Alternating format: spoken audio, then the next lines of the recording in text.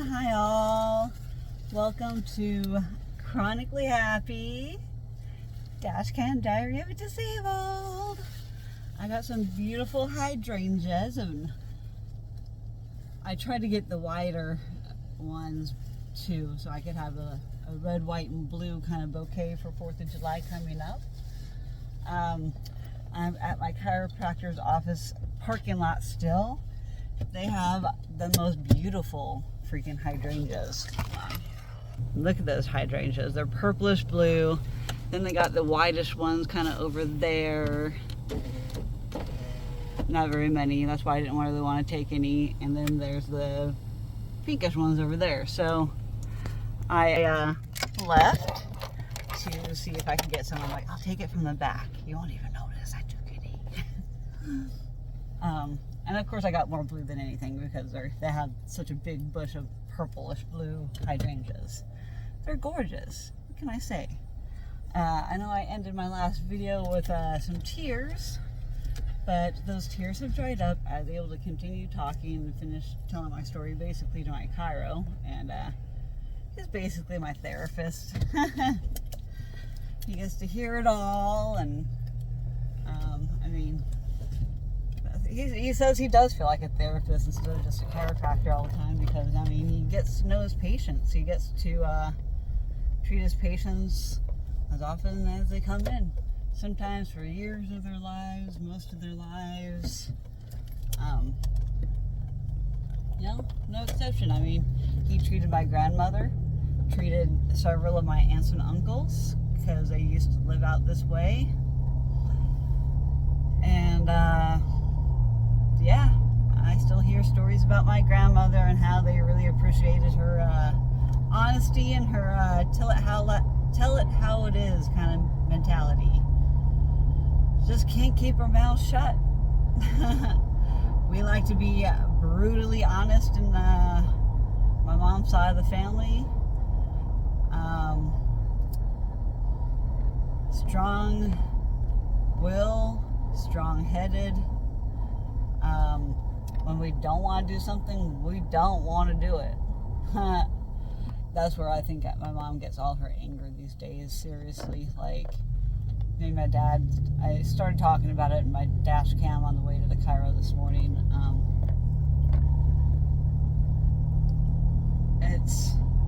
My mom had another MRI done, 2 almost back to back. How my mom can get these doctors to do it for her and not me, I just don't know.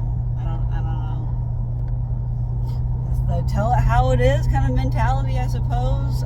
Strong arming your way through advocacy and speaking up for yourself, and you're like, I'm not going to settle for any less. Like, that is where I get a lot of my advocacy and strong will is from my mom's side of the family. As much as I, recognize my generational trauma, my parents did the best that they could with the tools that they had, with the resources at the time that they had it. And with the generational trauma, my mom's unwillingness to accept her trauma,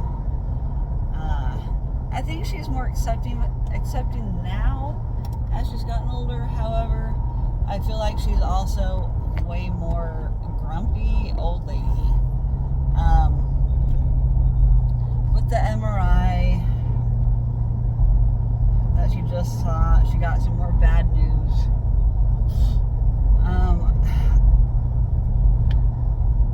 Bad news to her, but for doctors, it's not enough for any kind of surgery. And it takes a lot for my mom to even accept that she has an issue or accept that there's a problem.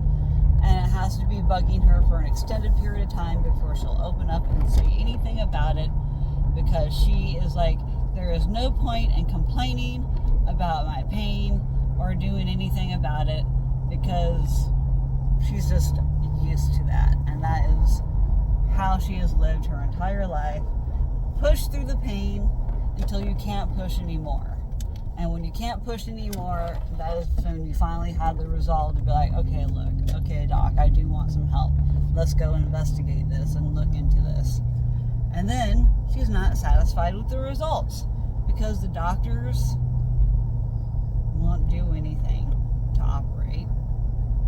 And I don't think she's any candidate for anything. How my dad gets away with getting all his surgeries all the time, I don't know. I still think doctors are super sexist. Why are the women not getting the treatments that we need or surgeries that we need when there's something wrong and it's seen on the exam, it's seen on the MRI, but doctors aren't willing to do the operation? And they aren't willing to, mostly either because of, one, the insurance will not pay them enough to do the surgery and they don't think it's worth their time, and they don't think the outcome is going to be beneficial for the patient. But when really the doctors don't know. The doctors have lost their trust and patience with their patients. The doctors do not trust the patient to do the treatment that they want them to do unless they jump through the hoops and do everything else but the surgery. And then through process of elimination and process of let's fire this doctor, let's get 2nd, 3rd, 4th, 5th, 6th, 7th, 8th, 9th, 10th opinions. Go, mother trucker. The light is green. Green means go. Green means go. Mazda protege with a cracked windshield. Get going. There's my road rage.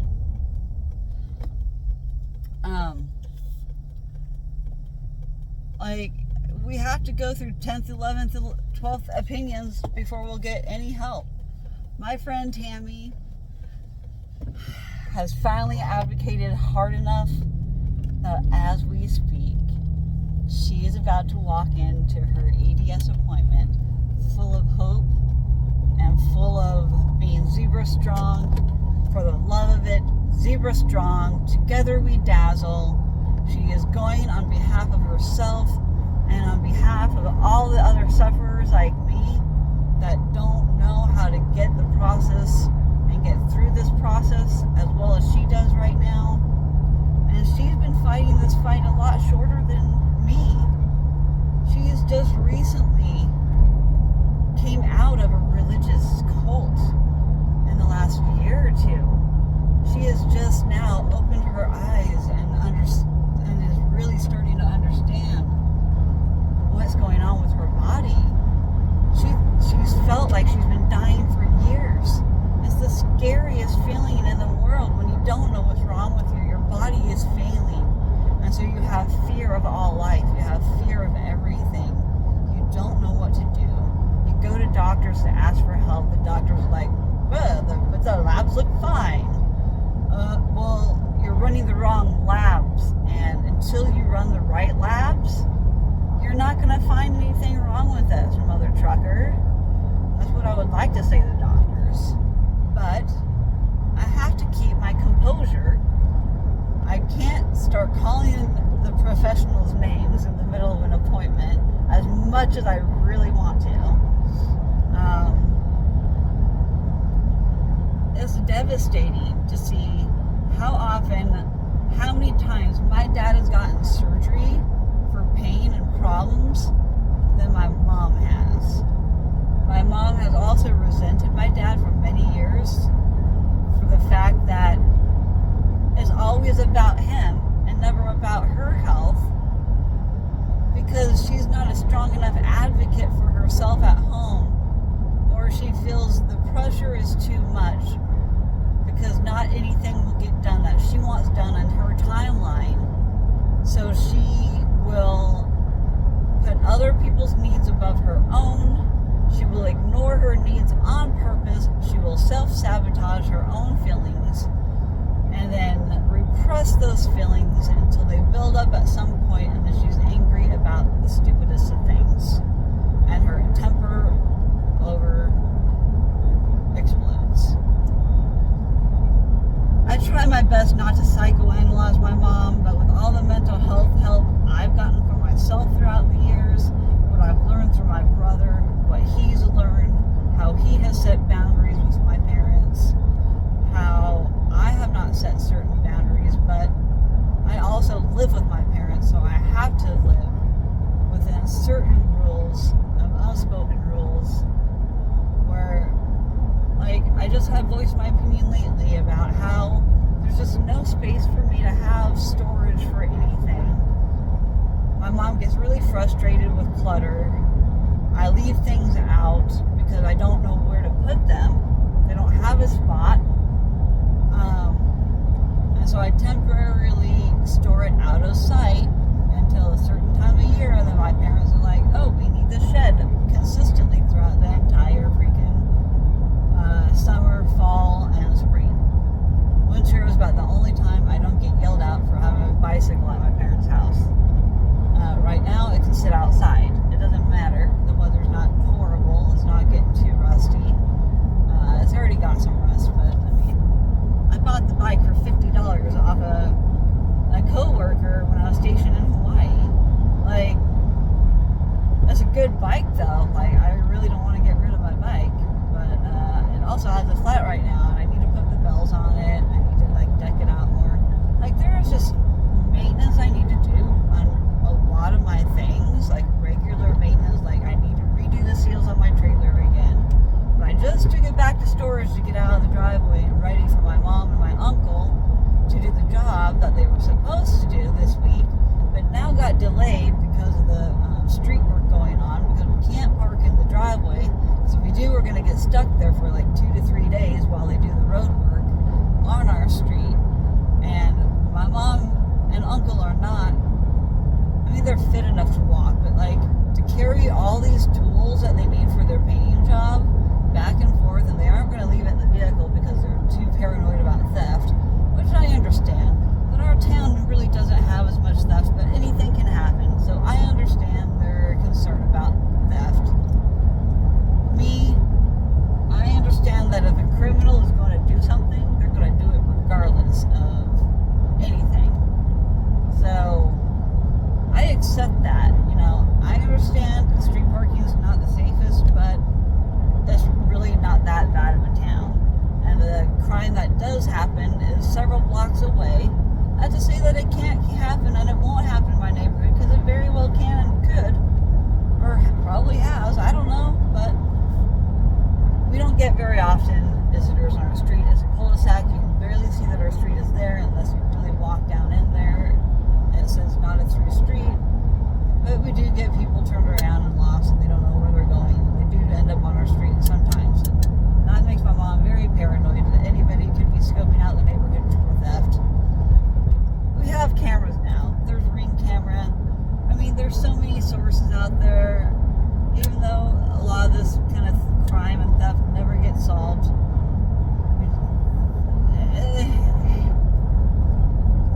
it is what it is. At least we're not in a big city where there is like a lot of theft daily on our block or on our street, broken windshields, that kind of stuff. I'm glad and I'm thankful that we don't have that. If I was more concerned, I would be locking up my vehicle at night a lot more. I don't know, I grew up in the 80s and I still have that mentality of like, yes, I know this can happen, and yes, I probably should lock my doors.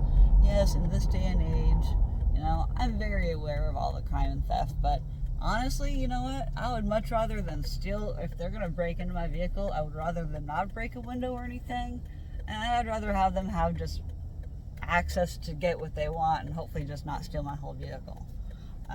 I'd be very pissed if they did, but I would follow the judicial system, the justice system. I would file a claim. I would do everything that I can do to like recover anything, including, you know, everything that would get stolen out of here. I don't leave anything inside my vehicle of super big value. It is what it is. Thanks for joining my TED Talk.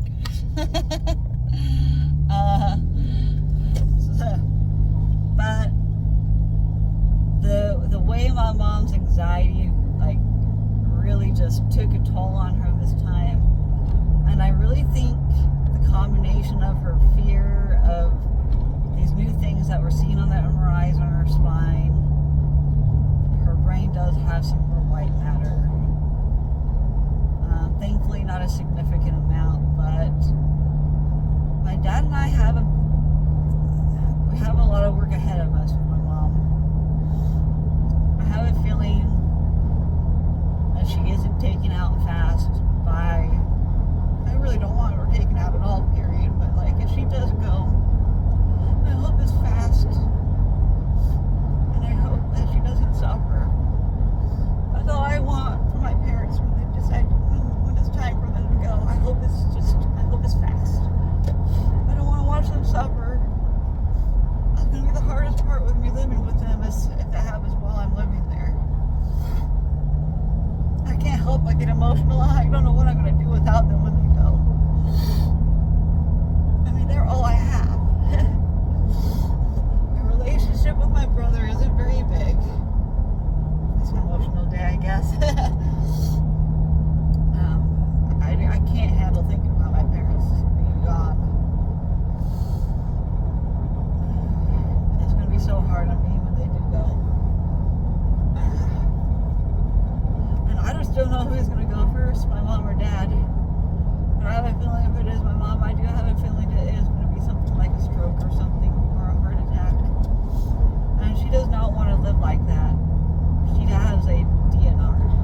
Or she does not have an official advance directive. Not one of us do. We really need to sit down and do that. Honestly, we really do. It's a hard topic to discuss. It's a hard topic to deal with. But we really do need to sit down and do it. All three of us. A middle-aged, sick lady, disabled lady. My parents are older, and I mean, they've been married for 50 years. They've been married a long time, and they've made it work. You know, and it just goes to show, I mean, it may not have been the healthiest of relationships, but that's all I've known and witnessed a lot of. There's certain people of my age and my generation that are together and married that I don't know how some of these couples are. I don't know. I don't know how some of my friends are married to the people they're married to. All I can say that. For some people, I'd be like, man, this person deserves so much better than than their spouse. Even though I'm friends with both spouses, like there's just some relationships that I'm just like. There's some relationships I'm actually kind of envious of, because from all, outside perspectives do not show only a tenth of like what a relationship really is on the inside, and in a household, you don't know what a couple's going through. The different thoughts, the different personalities, the characteristics and demeanor of these two people, like. How do some couples make this work? I don't understand how some people make it work like the way they do. I know relationships are hard. Very, very hard. I haven't found a good one yet for myself. I have undesirable behaviors, mannerisms, I guess, that haven't been tolerable enough for some guys. And vice versa. I just haven't found the one. And who's to say that there's one out there for everybody? Maybe there's 2 or 3 people out there for everybody. I don't know. But I believe things will happen when it's meant to happen, how it's meant to happen. I don't think I'll be single my entire life. I think I'll find somebody, but right now, that's not my focus. I've said it many times in my videos. That is not my focus. I don't want to date anybody right now. I don't have time for myself. I don't make time to do the things I need to do to take care of my regular day-to-day things. And when I get in relationships and even friendships, I tend to put more focus on that than I do my own life. And I tend to just forget about myself, and I lose myself off and on all the time through friendships and relationships alike. I don't try to. It's part of my nature. I'm a people pleaser with my ADHD and stuff. I'm headed to the park with Stormy right now. We're gonna go play for a little bit. We didn't make it last night, sadly. But the cement was too hot. I had to park outside the street. Same reason my mom got pissed off. You know, I'm not pissed off about it. Yeah, it's an inconvenience, but so the whole thing was. Let me finish the story about that, about my mom and dad. My dad just didn't give my mom the validation. She left on a whim, packed her bag and just left, and decided to call us and let us know afterwards. Yeah, I'm just not coming home until the whole street thing's finished. And then her and my uncle are probably going to come back together at the same time, and then they're going to come get the work done and get paid. Gosh, I kind of want to stop by my friend's house that we're going to do the work for. I need to pay him back. I owe him $100. But also, I do need to discuss with him storing my trailer at his house, because I need it covered this summer or this winter and fall. It can't go through another rainy season without a cover and without me redoing the seals. And I just don't know when I'm going to get the time to do it. I really don't. But I'm more motivated at somebody else's house, vice my own, to get anything done. At my house, I feel like my house is my sanctuary. It's my place to do nothing. My place to relax and restore and regenerate and chill. Like, I have a hard time associating home with work of any sort. Homework, chores, you know. I get a bug up my butt every once in a while, and I'm like, all right, it's time to get some stuff done. And I'll be highly motivated. I'll get all my paperwork filed. I have a stack from my month being gone. I haven't gotten back into it. I just don't know where I want to start. So I guess where I need to do is write a list of the things I need to do, and then just go down in whatever order I feel like doing and marking it off my list. Making a list and checking it twice so I can get things accomplished. I am a visual. I need to see things in order to get it done. But I also am lazy, and I hate writing things down, and I hate being organized because I like to be spontaneous. The routine of everyday life bores the F out of me. Every day, the same. And it bores me to death. It just bores me. I get so bored. I hate routine. I need routine, but I hate routine. I get so bored. Every day is a new day, and I should think of it as a new day. But yet I wake up, my mind not really focused, targeted of what I want to do for the day.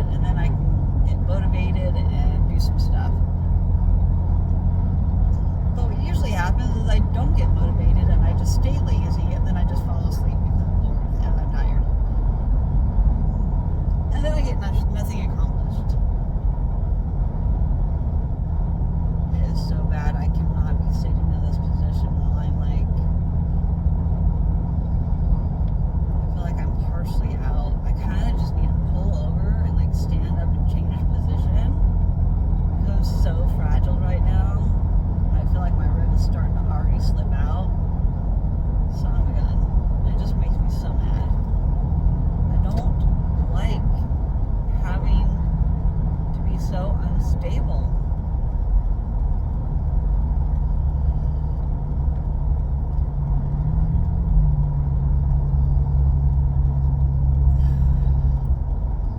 I'm gonna just pull over and stop because I can't drive anymore at the second. I just need to stop. I need to pull over, chill, and I just need to stand up for a second. I need to get this rib not to go out of place. I really don't want this to go out of place. I really don't want out. This is not good. This parking lot is kind of blocked off, but I'm going to just pull into it anyways so I can make a U-turn and get out of the driveway. Alright, 1 second, guys. Great. My rib is popping out again. I didn't make it very far. Something in my lower back popped, and now my upper right is just all jacked up again.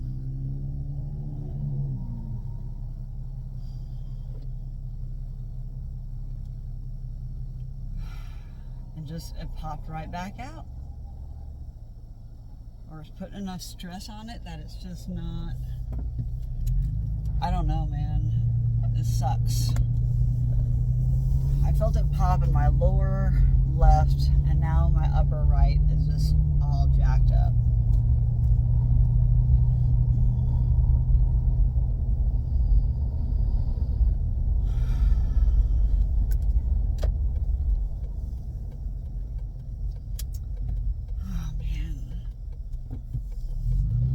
Don't know how to do this. Being so unstable is so flippin' hard. I laid down on the ground, I lifted my legs up in the air, and something popped in my lower left. Now I feel pain in my right ankle, over the top.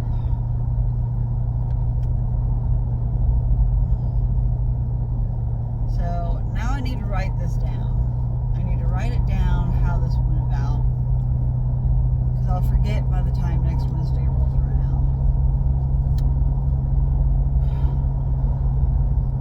Do you see how frustrating that can be? I just got adjusted at my chiropractor, everything perfectly aligned, and all because I had to keep my right foot on my driver's pedal with my foot kind of like stuck like this. That's bringing a lot of tension on the right side of my body because everything's connected, and so everything on the right side of the body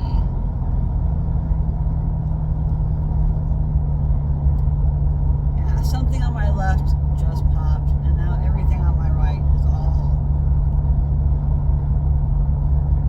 like this.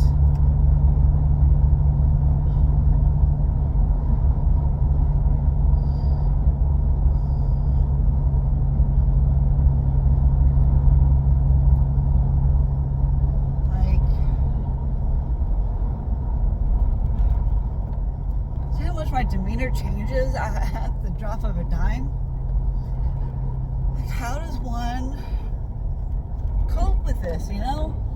Knowing exactly what's wrong. There's so much tension on my spinal cord, on all my muscles, on everything surrounding it.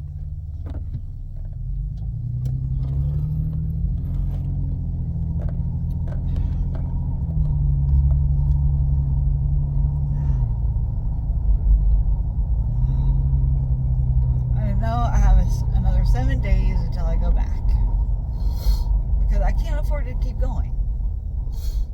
I'm gonna have to just log and write down how my body responds over the next 7 days. I need to journal the pain.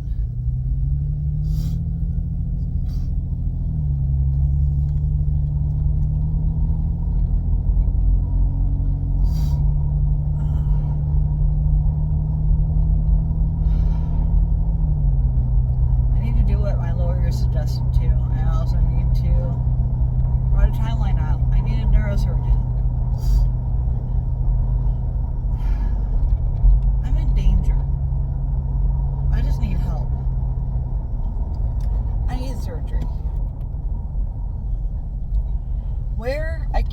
aware.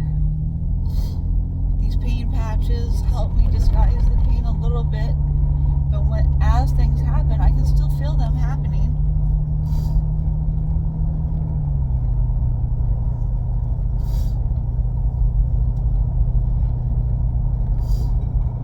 What does one do with so much breakthrough pain? Because their body is still malfunctioning. And you're treating the symptoms, yeah, but what are you doing to help me other than that? I need a medical manager to help tell these doctors, look, this girl needs help. This girl needs to advocate for herself, really. I have to do this. Without getting so emotional over it.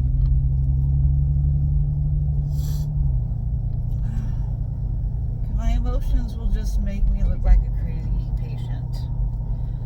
And they're like, are you going to therapy to talk about your pain and your problems? Yes, I am.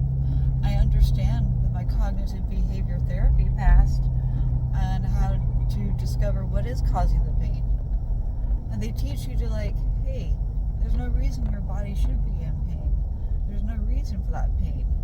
Well, there actually is a reason for my pain, and there is a reason why I'm feeling it, and there is a reason my body's giving me these signals. They try to basically teach people with fibromyalgia how their nerves are misfiring, how it's just all in your head, basically. It's in your head. Your body just doesn't do it. And yeah, they try to help brainwash your brain and rewire your brain into thinking, okay, you're sending the wrong signals. You shouldn't be sending pain signals to the rest of you. So it's all about thinking about your pain differently. But when you actually do know what's wrong with you, and you actually do know your diagnosis, it makes it that much harder to listen to the brainwash, rewiring, cognitive behavior therapy, because you know where your pain is coming from, and it drives you absolutely bonkers and crazy because doctors won't listen to you because they don't understand what EDS is like, and they don't understand how to treat us. So they really get scared, and they don't treat us at all. They just would rather pass us off from doctor to doctor to struggle. And you can deal with your pain. You can do all these things to help it. And yes, you can. And you can get your muscles to relax and calm down, but don't they understand? See, that's what's keeping me in place, are my muscles in spasm. And I've taught myself how to not listen to my muscle spasms, but I still feel them, and I have to acknowledge, yes, you're there, and I acknowledge, yeah, I understand that rib just went out of alignment, and yeah, the nerves are misfiring because the connective tissue is pressing on those nerves. So, because I understand how my pain is affecting me, does that make it any less? Not really. My pain is still there, and no matter how much I try to ignore it, I can't. I try to ignore it as much as I can, but the more I ignore it, the worse it really is, because you're not really accepting your pain for what it is. You're not accepting that you have it. So you have to acknowledge, accept your pain, and then what are you going to do about that pain? You're going to try to do everything in your power to make it stop, because you don't want to experience that pain and its unpleasantness. So you do everything that you can. You try essential oils, you try massage, but that makes things worse and loose. So you can't really, if you do that, then it just makes things even more unstable and more things go out of place. So that's kind of counterproductive for me. Pilates is actually really good. It helps strengthen my core, but try to get me into a Pilates class regularly, and good luck with that, with my schedule of doctors, and like hard to get out of bed because I'm fatigued. And the fatigue is there because my muscles are on overdrive because they're trying to keep my bones and ligaments in place because they're overstretched. And so then I can't get out of pain. And if I do get out of pain and get relaxed and everything, then they can either slip in or out of place. So which double-edged sword do I want to go with? Do I really want to relax those muscles? Not really, because they're the only thing that's working to keep me in place, but then they're overworked muscles, and so then that's why I'm tired and fatigued, and I sweat for no reason. I have hot and cold sweats because, well, it's my muscles and my body working on overdrive, which is ramping up my immune system, which makes my immune system start attacking my organs because it's on fire, and then my nervous system gets affected because it's interconnected with the immune system. So your nervous system's on fire, your immune system's on fire, and then all the muscles and the dilation of the oxygen blood flow is cut off to certain parts of your body, so then those aren't really functioning properly, and then your body's like, well, if it's not functioning, it must be an enemy. So then it starts attacking those organs, and then it's just, you feel like crap all the time.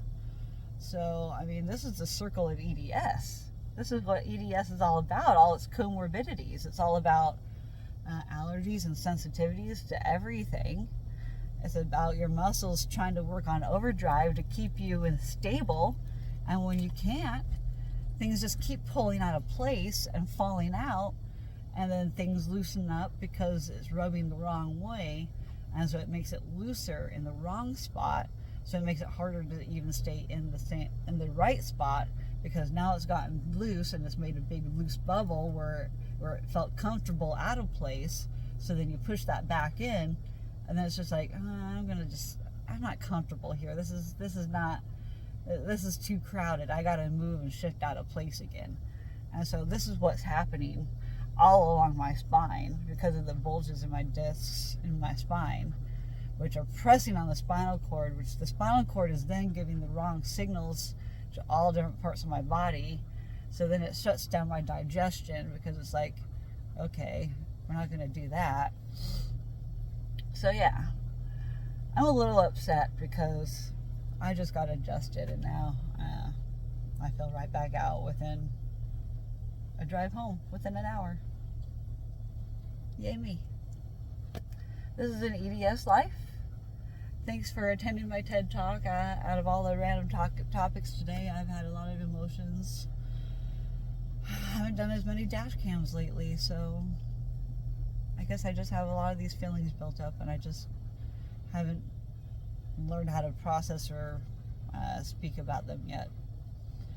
But I'm working through it now, so things will get better. I love you all. It's time to play with Stormy. We're at the park, so peace out, y'all.